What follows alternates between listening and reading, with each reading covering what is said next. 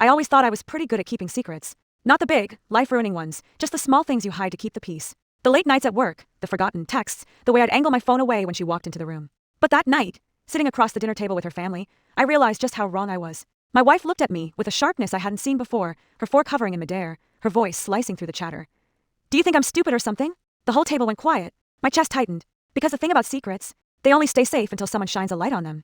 The truth is, I'd been distant for months. She'd ask me why I was coming home late, and I'd give vague answers about deadlines, about client dinners she couldn't come to. But what I didn't know was that she'd already stopped believing me. That night's dinner was supposed to be celebratory. Her brother had just gotten engaged. But instead of toasts and laughter, all I could feel was her eyes on me. And then, like a trap snapping shut, she called me out in front of everyone. I tried to play it cool. I forced a laugh, muttered something about her being paranoid. But then she pulled out her phone. My heart sank. She turned the screen toward the table. There it was, a string of texts. Mine, clumsy and careless, to someone I'd sworn was just a friend. Gasps went around the room. Her father's brow furrowed, her mother's lips pressed into a thin line. I opened my mouth, but my throat was dry. Deadlines, she repeated, her voice shaking.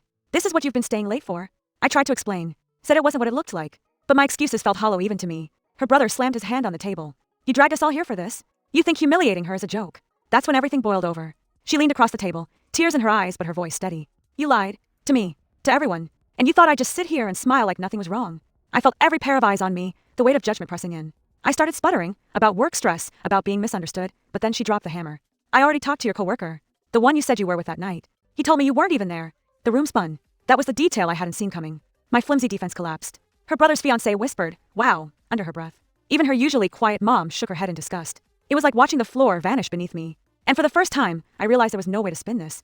I stood up, my chair scraping loudly against the floor. My hands were shaking, but I forced myself to meet her eyes. We're done, she said simply. Not screaming, not begging for an explanation. Just done. I wanted to argue, but the look in her eyes told me it was pointless. That night, I packed a bag and slept in my car before finding a cheap motel. 2 weeks later, divorce papers were waiting for me.